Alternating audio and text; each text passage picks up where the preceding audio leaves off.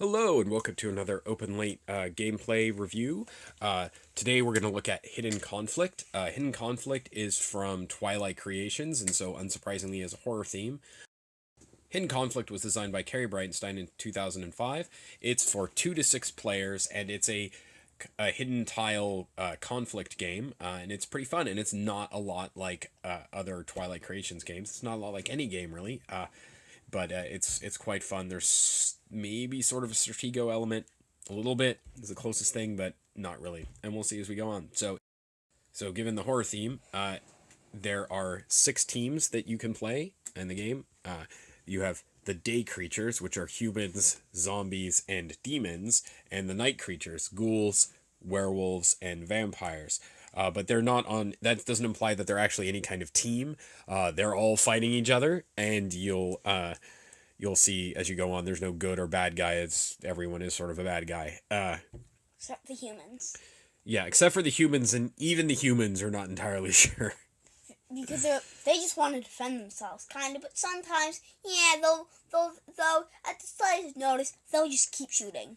Yes. So, anyways, we go on. The teams are mostly the same, but they do have a couple little differences in them. So they're not drastically different.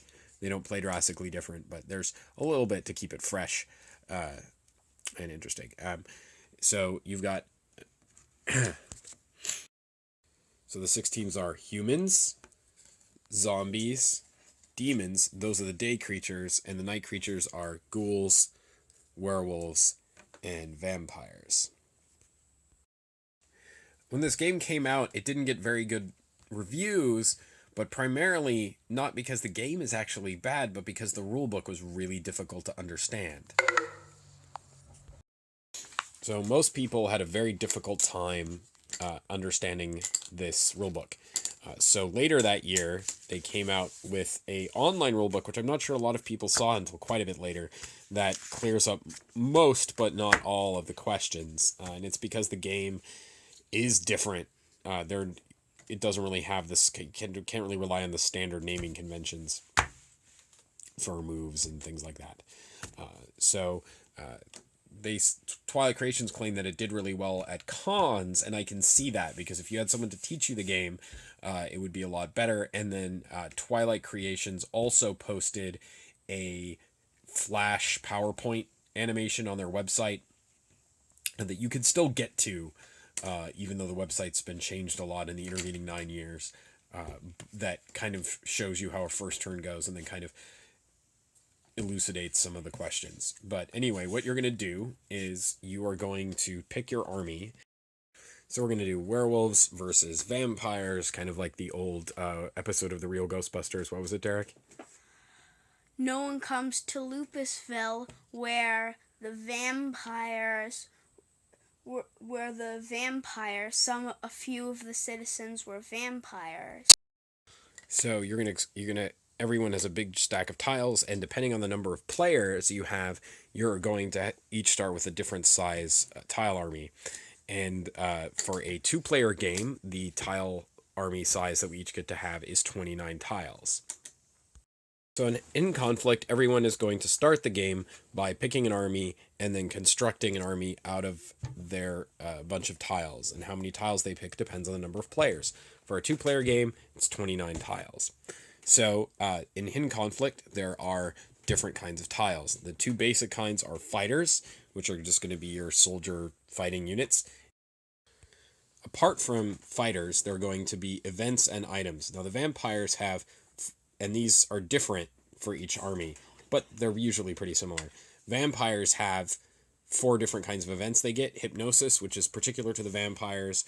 Lost, which isn't. Miss, which isn't. And Extraction, which is not.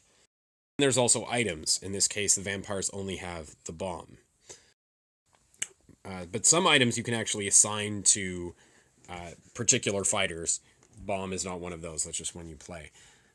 So Derek, as the werewolves, you have there's some overlap with me. So the vampires. I do have the Lost, Myth, and Miss, but I also have Scatter, not unique. The one thing I do have that is unique is Flash Fire, which makes all your opponents in a fight take +1 damage, though you don't take the +1 damage. And why? And here's scatter, and you're not including it in your army this game. Why aren't you including it in your army? I'm not including scatter in my army, since scatter makes all the day creatures move away into other things. But since you're vampires, which are night creatures, it would be useless. So you can see you can kind of construct your deck a little bit of tiles in order to take into account what armies you're facing.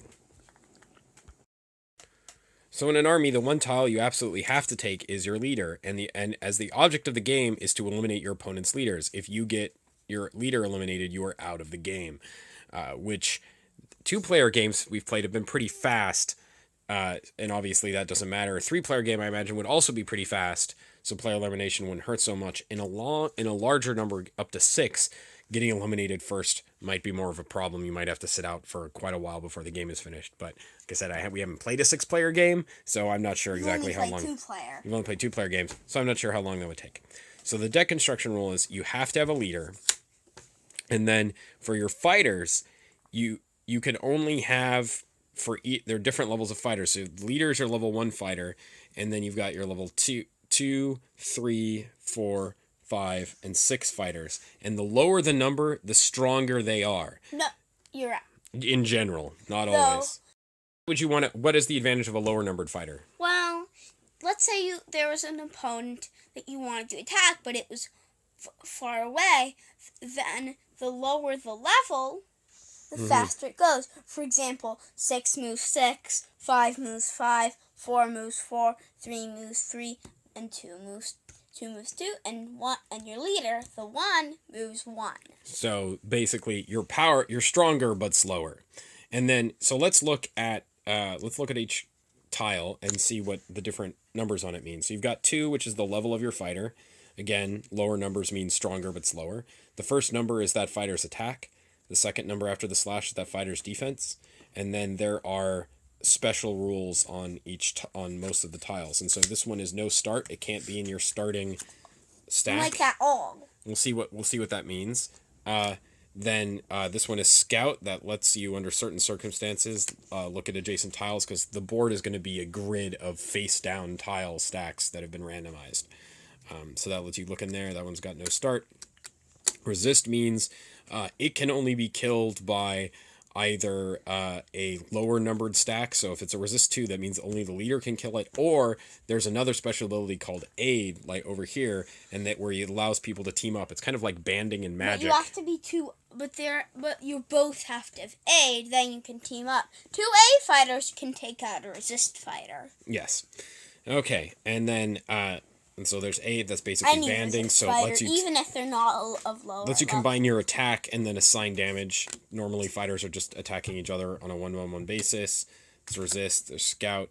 Fast means it's kind of like Magic with first strike, which means you get to normally combat is simultaneous, so it's very common that 2 fighters will take each other out. Fast gets to strike first. If that's enough to win, then the opponent doesn't get to hit the fast fighter back. 2 fast fighters will hit at the same time. Yes.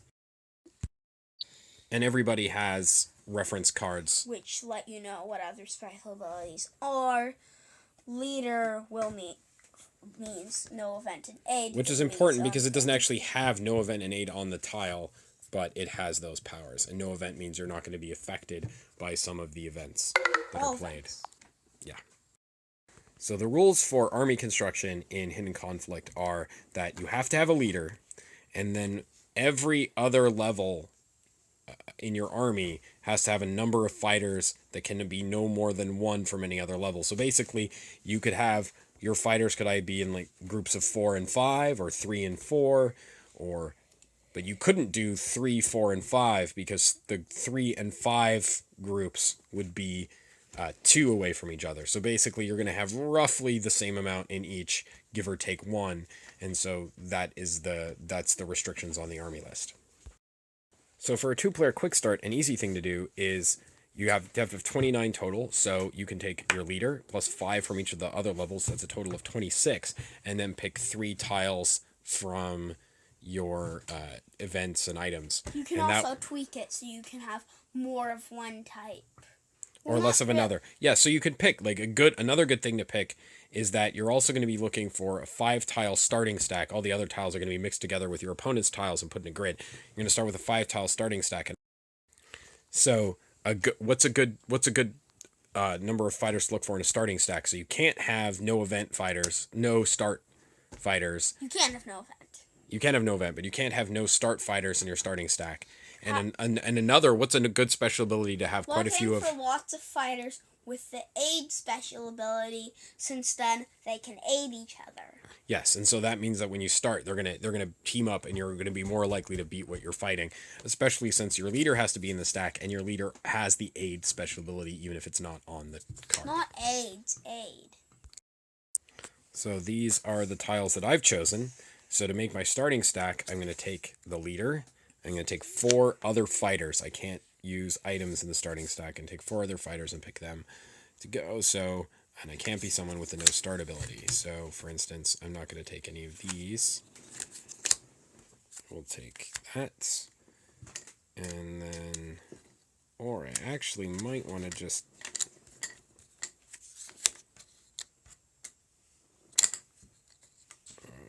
see if I can find another. So, kind of loading up on strong fighters with the aid ability. Okay, now we're going to take these tiles, we're going to shuffle them, and we're going to combine them with the other tiles. And then remember, that doesn't include my starting stack, and then these tiles, which basically go back in the box that we didn't pick as part of the army. But the rest of these tiles are going to get picked and shuffled together with the tiles that Derek doesn't pick as his starting 5 stack, and we're going to make a grid. In this case, it's going to be a 4x4 grid of face-down tiles in stacks of 3. Okay, so we've got our board set up for our game of Hidden Conflict. For a 2-player game, it's a 4x4 grid of stacks of 3 face-down tiles that are made up from Derek's and my armies that have been shuffled together, and that's all of our armies that we chose, except for our stack of 5 starting tiles. Hi, so we're about to start a game of Hidden Conflict. I'm going to be taking on the vampires, and Derek is going to be taking on the werewolves. Okay, Derek, you can go first if you like. Okay. Well, I will use 3 fighters. Okay, so you're going to use your 3 fighters to go after which stack? This stack. Okay. That's my only choice. Yes. So remember, what do you do first? Oh, yeah. Okay, and then you need to leave room for that. Awesome! More guys for me. Ooh, a 2/2 aid. I can move it quick to defeat him. And oh. Okay, so they can aid each other. No, they can't. They can't do that, and they can't aid each other because it's I'm not the active player. So, well, this doesn't really take place since, well, okay. You know. And this is for. They're fast, so they're fast. So he normally they would actually take them down, even though normally they'd both lose here. But since they're fast, they actually take my guys out and are unharmed. Yes. Wow. And those go to my graveyard. Okay? So then now that this space is vacant, you guys get to move in. If any of them had survived, because they were face down, they'd go to the farthest face up stack of mine that could accept them. Okay? Movement. So it's movement. So put all your guys. This guy should be here, yeah. Yeah, okay. Now, how are you going to do? And so should this guy. Yep. So on movement, every this is fighter 4 you have. guys, so we have to move 1 guy back. No, there can be a stack of 4 face-up fighters after your first. At the end of your first turn, after your first turn, a stack can only have 4 face-up fighters. In the beginning, you have your 5 guys. Yeah, and you might have to take some, so that's okay. But after that, every stack can only have 4 face-up fighters. There can be other face-up cards in the stack, like equipment, but it has to be 4 face-up fighters. Okay, and so during movement phase, every fighter you have can move a number of spaces. Orthogonally, diagonally never happens in this game. It can move a number of spaces equal to its rank. So stronger high rank fighters move slower. So there, yeah, I want it like that. Okay. All right. On to my turn.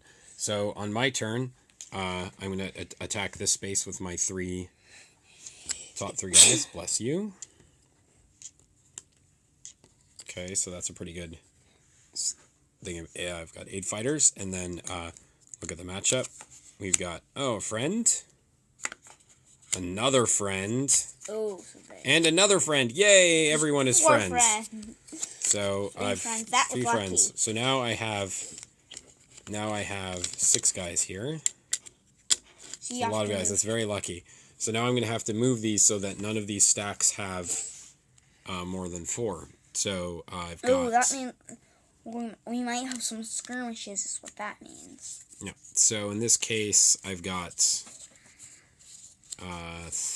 These guys are going to go 1, 2 over here, so that I've got 1, 2, 3, 4 in that stack, 2 in this stack, and then I will.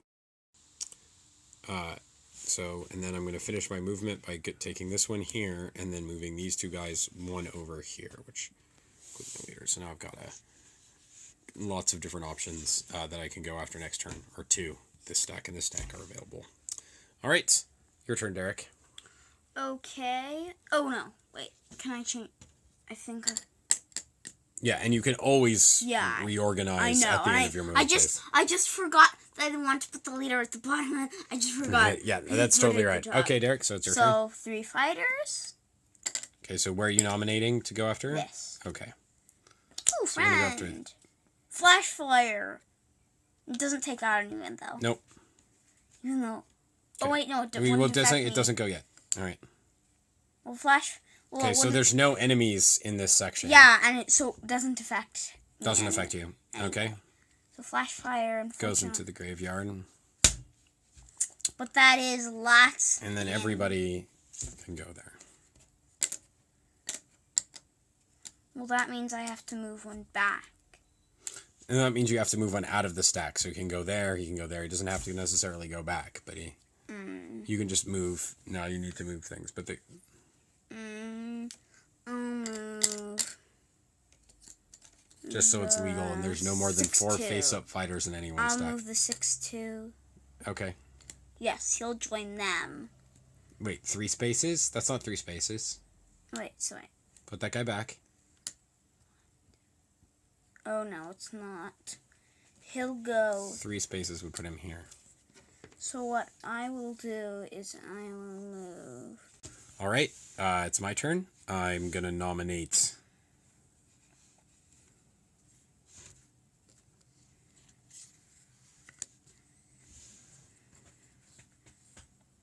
This is unfortunate because I actually ended up splitting up my aid fighters. So that's kind of a problem. Okay. But your leader is... You could... I'll let you... Shouldn't... Though... I should have shuffled it. I'm not going to this turn. That's fine. All right, so I'm actually going to take... You can shuffle in movement. I'm actually going to take this stack and investigate this. But can't use some from this deck. I could if I wanted to, so I could use a combination of these, but I'm not going to. I'm actually going to use all the guys from this deck. Actually, no. I'm going to use these 2 and the top one. So I'm actually going to do that. So I'm going to go...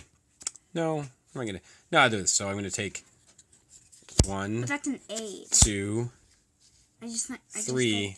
I'm going to take these 3 guys and go after this. Okay, so I'm going to...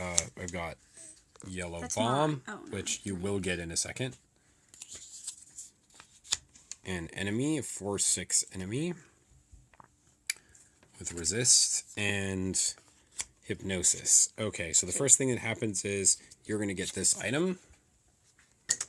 And I'm going to get hypnosis. This goes in my hand, not my graveyard. And then we're going to resolve this. So I actually win this fight. Yeah, so we're going to go here. So this does nothing.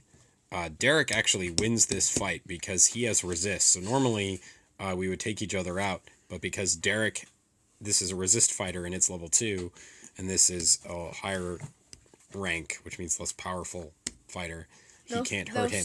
Now, if there was another aid fighter, they could team up and beat him, but in this case they can't, and a scout. So these guys are going to that guy defeat each other. No, remember? Yeah, so this guy's going to. So this person gets defeated. Now. No, not there. Here. Here. Okay, so now the surviving fighter is going to go back to the farthest away face-up stack that can accept him. So he's going to go, and this is what we got wrong the last time we played. So he's going to go, what's the farthest away? That's 3 away, that's 3 away. Can this stack accept him? Wait. No. So let's see.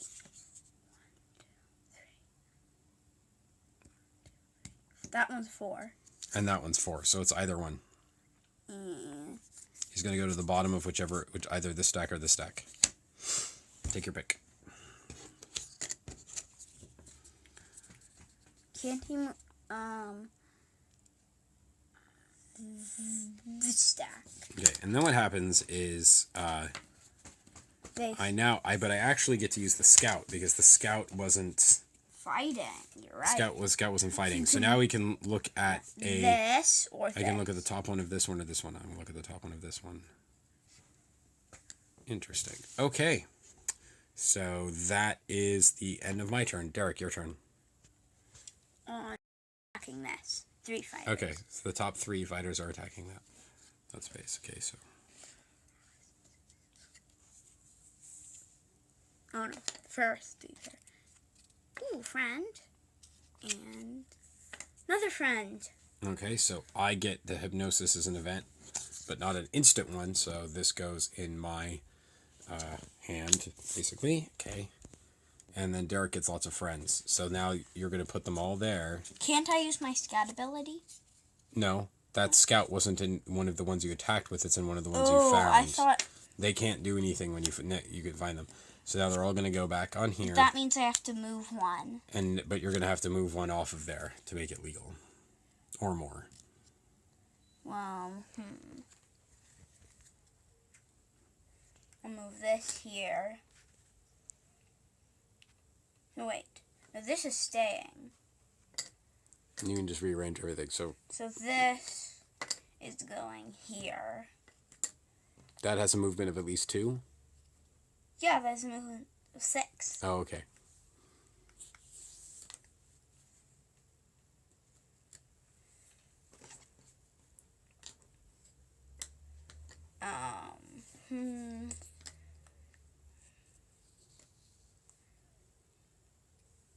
This is gonna move.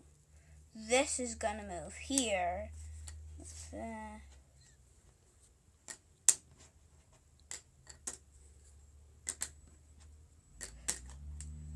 So then this moves here. Then this. Oh no. They're here. Okay, and that's fine because the leader can move 1. Yeah. All right, and the reason why when you move into a space here, the ones you find don't stay there is because that represents some kind of hiding, but they don't actually control that sector of the city or whatever it is that you're fighting over. So, but when they're face up, that actually represents them exerting control. So if they survive, they'd actually repel the attack. So if you attack me and you don't kill all my guys, your guys actually can't come in here. They have to leave. Okay, so, or vice versa. Okay, so I'm going to go and I'm going to take 3 guys and attack here. I'm going to do it this way. Resist. Aid. And aid. Yes, so I can actually take advantage of the aid power for once. All right, and then let's see what's under there. We've got Werewolf Fighter. Werewolf Fighter. And Werewolf Fighter. Oh darn, mine can't aid.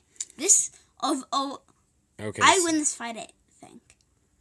Okay, so this is how it's going to work. So I have to work. So they're going to aid each other. Before we declare combat, these 2 guys are aiding each other. Okay, so here we've got a 6-2 resist and a 4-3 resist, except that because he is of the better rank than this guy, he beats him. Okay. So this is a 5-4 and this is a 5-3, so normally they'd do enough damage to take each other out. Except they're aiding each other. So what I'm going to do is I'm going to route the damage from this one. Oh, so they're both onto here. Both of my guys are going to die. And then this is gonna lose. Okay. Then You can have that one take the damage, you know. No, but not again. It's already taken that much damage this round. So there's this fight. Kill it. So this happens. So one of them dies. So one of them dies, but I can make it just this one dies. So, because that way they both, this one. So these two guys are gonna die. So this one goes, and he does 5 points of damage to him. Only 2 survivors. One on your side and one on my side. Yeah. Okay. So you can take this back, and then There. these guys fight, but they're gonna move the damage over here because otherwise this one would do enough damage to take this one out. But that's not going to happen. They're going to move. The damage is going to go over here, and they're going to take each other out instead. Okay. This one goes to... So that one, we were going here. Oh, yeah, put that down. So we were going here, so you have to go to the farthest face-up stack that can accept. So that's this one. It's either this one or this one. This one. Actually, it could also be this one. No, that one can't accept. It's got 4. All right. Okay. Now I've got movement. I'm actually going to take these two guys and just move them right on top of here. Okay. So I think that should give you a quick overview of how to play. You should have kind of an idea about how the game works, and also whether or not you think it might be a game for you. I really like the game. It's not an amazing game, but it's definitely a fun little game. It's definitely, I think it's underrated on BGG and other online places, primarily because of the rulebook is super confusing, and the updated rulebook is a little bit better, but it still has some issues. There's still some questions left over. But overall, I really like the game. It retails for about $10 right now. Derek, what do you think of it? Well, I do like it. How scouts, they like say, oh, do I want to attack that? Oh, do I want to attack that? Or not? Do you like kind of the deck building thing at the beginning of the... Yeah, I do like that. I also like how using bombs or by moving things, you can like take out tons of stuff. Oh, by using a bomb to destroy face down stack, or by kind of creating an orphan stack, and then that whole stack goes away. Yeah, we did that our last game. Sometimes you can orphan stacks using a bomb. Yes, that's true. So, like on here, if you bombed this stack, that would orphan. Then that would orphan that stack. So both the bomb would destroy this stack, and then this stack would be left as an orphan. Well, I would have an opportunity to move. Oh yeah, I would have an opportunity to move back into contact. At this, because you kind of check to see for your own legal placement at the end of your movement phase. So that's when you have to worry if your face-up stacks are legally placed. But I think overall the game's pretty good. It's $10. I think it's definitely worth it if you like this kind of game. The tiles are actually pretty decent. The tiles are pretty decent. The artwork is interesting because the artwork for each of the different teams is a little bit different. Since it was done by different artists. It's done by different artists. So and each item... The cover has a different art. Yeah. The teams all have different artists. Some of the items, the artists who did the fighters are possibly different from the artists who did the items. So... one artist did the items and one team. I can't remember which team. Yeah. But, and the other thing, so... not events. So sometimes... Each team does its own event. Each person does. But I think one of the issues, though, is that you have... The aesthetic can be pretty different between the different groups. So just so, like, for instance, here is kind of a werewolf. And then you've got a vampire, has a kind of different art style to it. And then if we want to open up the box... The demons have a different art style again. Then you've got the zombies, also a little bit different. the humans, A lot different. Always had and then the ghouls. And ghouls aren't so much. So I think for sometimes that was one of the other complaints, and I suppose it's valid, but I think all the art is pretty good. I think the werewolves sometimes are a little goofy, but other than that, I actually really like the art. And I think it's completely worth it for this game. And for $10, I think the game is definitely a steal. There's even a space for a seventh army, expansion army that they never made and probably won't, since my understanding is the game did not sell tremendously well, so they're probably not going to make any expansions for it. But maybe if you find it on sale or in a market and give it a chance, you could have a lot of fun with it. Goodbye.